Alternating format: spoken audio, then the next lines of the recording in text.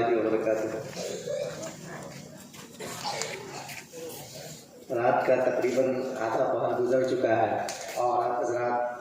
تقریباً 2-3 گھنٹے سے مسلسل سماعت فرما رہے ہیں، اور مجمع کو دیکھتے ہوئے ایسا محسوس ہو رہا ہے کہ آپ حضرات تھک سے گئے ہیں، جانے کا فضا نہ بنا ہے، اور یہ قاضی صاحب کو دیکھنے کے لیے جانا پڑتا ہے۔ آج قاضی صاحب خود آئے ہوئے ہیں، اس لیے جانے کا ماحول نہ بنا۔ ابھی ہمارے حضرت مولانا و قاضی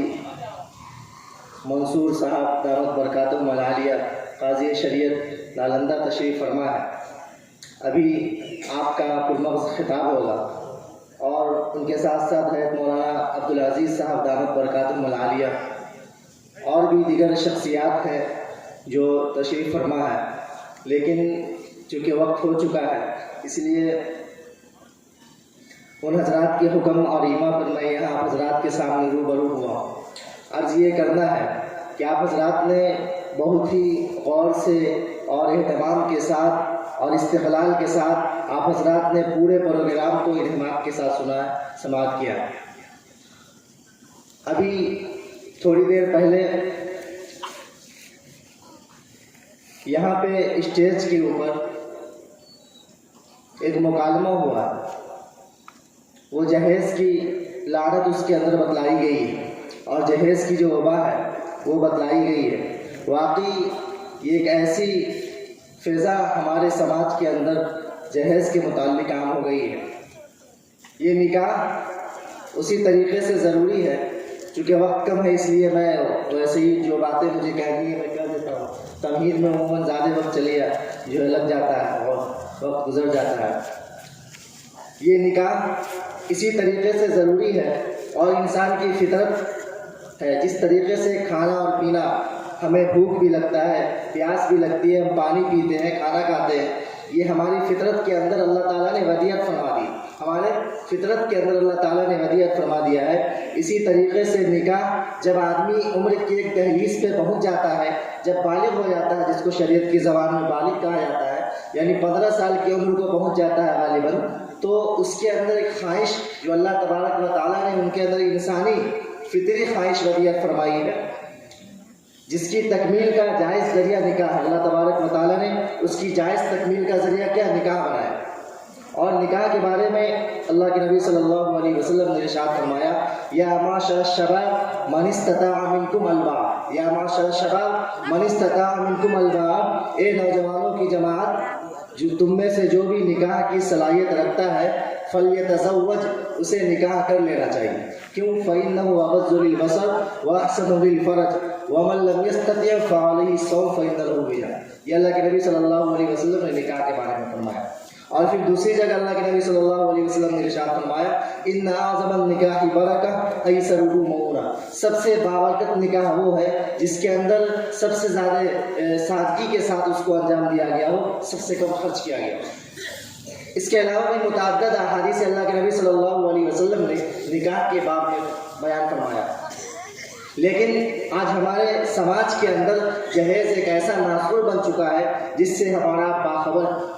اور اس کا نتیجہ رزلٹ یہ نکلتا ہے کہ ہمارے معاشرے سماج میں سینکڑوں ایسی لڑکیاں ہیں جو اس جہیز کا بھیٹ چڑھ جاتی ہے، اور بلکہ ابھی تو ایسی فضا عام ہو گئی ہے ہمارے معاشرے کے اندر، مسلم معاشرے کے اندر، کہ ہماری بہت سی بہنیں اس جہیز کی لعنت سے اور اس جہیز کی جو ابھی رسم اور رواج کی وجہ سے راہ فرار اختیار کر رہی ہیں، وہ اپنے دین و ایمان کا سودا کر رہی ہے۔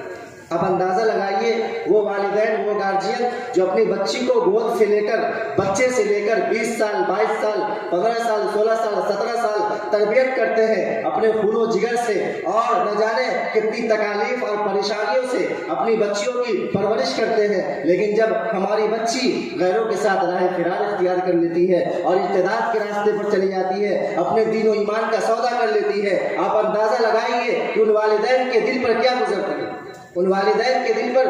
کتنا پہاڑ ٹوٹ جاتا ہے، اور ظلم و ستم کا سمجھیے کس قدر پہاڑ ٹوٹ جاتا ہے جب اس کی بچی غیروں کے ساتھ راہ فرار اختیار کر لیتی ہے۔ یہ کیوں ہوتا ہے؟ یہ ہمارے اور آپ کی وجہ سے ہوتا ہے۔ اور میں بھی یہ عرض کرتا چلوں، یہ ایک ایسا ناصور بن چکا ہے یہ جہیز، جو صرف عام لوگوں کے اندر نہیں ہے، بلکہ عام طبقہ ہو خاص طبقہ ہو ہر طبقے کے اندر یہ برابر ہے، بلکہ یہ جو جہیز لینے والے لوگ ہیں اور سماج کے اندر جہیز کی ایک ایسی فضا قائم ہو چکی ہے اور عام ہو چکی ہے اور دائم بھی ہو چکی ہے کہ اس کے لینے کا الگ الگ طریقہ بن چکا ہے، اس کے لینے والے الگ الگ اسٹینڈرڈ فقیر بن چکے ہیں۔ جو ہمارے پاس بھیکاری بھیک مانگنے آتے ہیں ان کو کوئی 2 روپیہ 4 روپیہ 5 روپیہ آج کے زمانے میں دیتا ہے، اس کو لوگ اچھی نظر سے نہیں دیکھتے ہیں، گھٹیا نظر سے دیکھتے ہیں اور تنگ نظروں سے دیکھتے ہیں، لیکن یہی لوگ سوٹ بوٹ پہن کر کرتا پاجامہ کی شکل میں، پینٹ شرٹ کی شکل میں، جینس ٹی شرٹ کی شکل میں اور نہ جانے 4 چکا پہ سوار ہو کر، موٹر سائیکل پر سوار ہو کر، پیدل سوار ہو کر کن انداز میں آتے ہیں اور پھر یہ جہیز کا مطالبہ کرتے ہیں۔ بعض لوگ کہتے ہیں مجھے کچھ نہیں چاہیے، اللہ تعالیٰ نے مجھے بہت کچھ دیا ہے، دنیا کی ساری نعمتیں دی ہے، لیکن میرا جو بیٹا ہے چھوٹا ہے، بہت ضدی ہے، وہ چاہتا ہے وہ بلٹ گاڑی دے دی جائے، وہ FZ گاڑی دے دی جائے جس کی قیمت 2 لاکھ ہے۔ اس طرح سے نہ جانے کیا کیا حربہ ہے، اور اس کے اندر جہاں لڑکے والے کی غلطی ہوتی ہے وہیں لڑکی والے کی غلطی یہ ہوتی ہے کہ جس کے پاس وسعت ہے، اللہ تعالیٰ نے استعداد دیا ہے، مال سے اور دولت سے نوازا ہے اور اس کے اندر فراوانی دی ہے، وہ بڑھ چڑھ کر اپنی بیٹیوں کو جہیز کے نام سے دیتے ہیں، پیسہ ڈیوان کیش دیتے ہیں، اور بہت سے لوگ تو دکھلانے کے لیے، ریا تکبر کے لیے اور سماج کے اندر اور گاؤں کے اندر اپنے آپ کو بڑا ثابت کرنے کے لیے ایسی چیزیں کرتے ہیں کہ ہمارے پورے گاؤں کے اندر، پورے سماج کے اندر، پورے سوسائٹی کے اندر، پورے برادری کے اندر ہمارا جیسا ریسپشن نہ ہوا ہو، ہمارے جیسا پنڈال اور اس کے اندر جو طرح طرح کے بیل بوٹے جو غیر ضروری ہوتے ہیں، اس کی کوئی ضرورت نہیں ہوتی، اور اس طرح کے بیجا فضول اور اسراف کا کام کرتے ہیں، اسراف کا کام کرتے ہیں جس کے بارے میں اگر آدمی کنارے کے اندر، علیحدگی کے اندر اپنا محاسبہ کرے تو سر شرمندگی سے جھک جاتا ہے۔ ایسی ایسی چیزیں اپنے ریسپشن کے اندر اور اپنے پروگرام کے اندر رکھتے ہیں اور اس کو جگہ دیتے ہیں اپنے پروگرام کے اندر، اور یہی جو سماج کے اندر جو بڑا طبقہ ہوتا ہے، عموماً معاشرے کا ایک مزاج ہوتا ہے کہ جو اس کا مالدار طبقہ اور جو بڑا طبقہ جس چیز کو انجام دیتا ہے، جو چھوٹا طبقہ ہوتا ہے اور جو چھوٹے لوگ ہوتے ہیں یعنی مال کے اعتبار سے، دولت کے اعتبار سے، اور وہ لوگ اس کو انجام دیتے ہیں۔ تو ہم تمام لوگوں کے لیے ضروری ہے کہ جہیز جیسی اس رسم کو، ملعون رسم کو، اور یہ رسم و رواج، یہ جہیز وغیرہ کیا شادی کے اندر یہ ڈیمانڈ کرنا، یہ سب ہمارے بیرادران وطن سے ہمارے یہاں منتقل ہوا، وطن سے ہمارے یہاں منتقل ہوا۔ یہ بارات کا رسم غیروں کے یہاں ہے، مولانا اشرف علی تھانوی رحمۃ اللہ علیہ نے لکھا، یہ بارات پہلے غیروں کے یہاں وہ ساز و سامان کی حفاظت کے لیے اپنے ساتھ کچھ لوگوں کو لے جایا کرتے تھے تاکہ دلہن کو اغوا نہ کر لے، اور جو سامان ہے، ساز و سامان ہے اور قیمتی زیورات ہے، قیمتی چیزیں ہیں، وہ چھین نہ جائے اس کے لیے لے جاتے تھے۔ آج لوگ شوق سے بارات لے جاتے ہیں اور ہر طبقہ اس میں آنا، معاف کیجیے گا، خواہ وہ داڑھی ٹوپی والا طبقہ ہو، دیندار طبقہ اپنے آپ کو کہتا ہو یا دنیا دار طبقہ ہو، ہر طبقہ اس میں آنا مولوی سے۔ ہم سب کو ضروری ہے کہ جہیز کی اس رسم سے بچنا چاہیے اور سماج کو بھی بچانا چاہیے۔ اگر ہمارے پاس پیسہ ہے، ہمارے پاس جائیداد زمین ہے تو ہم اپنی بچیوں کو وراثت میں حصہ دیں۔ آج ہم اپنی بچیوں کو وراثت میں حصہ نہیں دیتے ہیں اور اس کے بدلے کہاں اس کی وراثت کے اندر اس کو حصہ دیں گے، 10 لاکھ 5 لاکھ روپیہ ہوگا، 20 لاکھ روپیہ ہوگا اور زمین کا ایک اچھا خاصا حصہ ہوگا، ہم اس کو دوسری شکل میں 2 لاکھ روپیہ 4 لاکھ روپیہ دے کر اپنی بچیوں کے حصے کو کم بھی کر دیتے ہیں، اپنی بہنوں کے حصے کو کم بھی کر دیتے ہیں، اور مزید بڑا یہ سماج کے اندر ایک ہم فضا بھی خراب کر دیتے ہیں۔ ایک جو غریب طبقہ کے لوگ ہیں اور جو وہ لوگ ہیں جن کے پاس 2 بچیاں ہیں، 3 بچیاں ہیں اور وہ مڈل کلاس کہلاتے ہیں، وہ ٹھیک سے کھا پی بھی نہیں سکتے، بتائیے وہ اپنی بچی کے لیے آج کل مڈل کلاس کے آدمی کے لیے بھی جو خرچ ہوتے ہیں، شادی کے اندر اخراجات ہوتے ہیں، وہ 4-5 لاکھ سے کم نہیں، 4-5 لاکھ سے کم نہیں ہے۔ ایسی بچیاں مجبور ہو کر جب ایک عمر تک پہنچ جاتی ہے اور جوانی کی دہلیز سے عبور کر جاتی ہے، پار کر جاتی ہے، تو بالآخر سماج کے اندر مسلم طبقے میں جو نیچے طبقے کا سمجھا جاتا ہے وہ بھی بغیر جہیز لیے، بغیر رسم و رواج کے شادی کو نہیں انجام دیتا۔ نتیجہ یہ ہوتا ہے کہ سماج کے اندر جو ہمارے برادران وطن ہوتے ہیں اس میں اعلیٰ برادری کو چھوڑیے، اعلیٰ طبقہ کو چھوڑیے، نیچے سے نیچے طبقہ والے کے ساتھ، نیچے سے نیچے برادری والے کے ساتھ وہ راہ فرار اختیار کر لینا، اس سے آسان سمجھتی ہے کہ مسلم سماج کے اندر عزت کے ساتھ اور شریعت کے اندر جو عورت کو رتبہ ملا ہے، اور شریعت مطہرہ نے عورتوں کو جو ذلت و کھائی سے نکال کر وہ مقام و مرتبہ اور وہ بلند رتبہ عطا کیا ہے، मुस्तहिक थी उससे वो पीछे रह जाती। बताइए उसमें उस बच्ची की क्या गलती है? क्या ज़माने जाहिलियत के अंदर जो जिंदा दौड़ कर देते थे बच्चियों को, क्या आज इस तरह की फिजा नहीं है? आज भी ये इन तमाम चीज़ों को सोचकर जो बच्ची जिसके वालिदैन बच्ची की तरबियत करते हैं और बच्चियों को पढ़ा लिखा कर बड़ा करते हैं और खूने जिगर से सींच कर बड़ा करते हैं, उनकी बच्ची भाग जाती है तो हम समाज के अंदर बड़ा मुंह लेकर दूसते हैं। हम पढ़े लिखे लोग भी कहते हैं उन्होंने अपनी बच्ची की तरबियत नहीं की, उन्होंने अपनी बच्ची को फलां जगह पढ़ने भेजा, फलां जगह पढ़ने भेजा, वगैरह ज़ालिक। हमारा मुंह बंद नहीं होता और न जाने हम तरह तरह के ताने उनके वालिदैन को देते हैं, लेकिन जरा हम अपने दामन के अंदर झांक कर नहीं देखते। क्या इसके जिम्मेदार हम नहीं है? क्या समाज के अंदर इस जहेज और इस तरह के जो रस्म रिवाज को, शादी ब्याह का जो भी मुरव्वजा तरीका है, इसको रस्म रिवाज, इस रस्म रिवाज को फरोग देने में हमारा किरदार नहीं है, बल्कि हमारा कलीदी और अहम रोल और किरदार होता है। कुरान करीम में अल्लाह ताला ने फरमाया था वला तक़्तुलू औलादकुम खश्यता इमलाक, कि अपनी औलाद को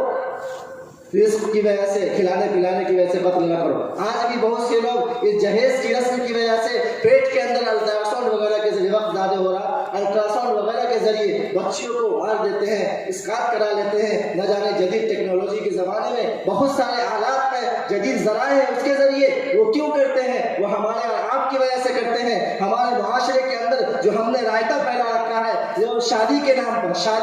पर, जहेज के नाम पर, लेन देन के नाम पर, आप बताइए हम में से, आप में से कौन ऐसा आदमी होगा जो अपनी बच्चियों को अपने घर से जुदा करते वक्त, अपने घर से रुखसती करते वक्त कौन ऐसी चीज नहीं देता है? उसका दिल चाहता है, बाप माँ का दिल चाहता है, और वो तो चाहता है अपना सीना और दिल निकाल कर रख देता है, लेकिन ससुराल वाले ये कहते हैं हाय हाय मुझे कुछ नहीं मिला, कुछ नहीं दिया गया। और फिर ससुराल जाने के बाद जो उसको अजियतें दी जाती है और जो परेशानियां बर्दाश्त करनी पड़ती है, उसकी तो बात ही छोड़, बहुत लंबी तफसीर है। अलगर्ज ये कि उलमाए किराम की अभी एक लंबी फहरिस्त है और हमारे सदर मोहतरम का भी खिताब होना है, और आप हजरात जो है जाने के दर पे भी है। इसलिए अल्लाह तबारक व तआला से मैं दुआ करूँ कि अल्लाह तबारक व तआला हम सब को हमारे समाज से भी, और इस तरह की जो चीज़ें हैं निकाह के अंदर जो रस्म व रिवाज है, शादी के बारात के अंदर एक अच्छी खासी रकम बारातियों को खिलाने में लग जाए।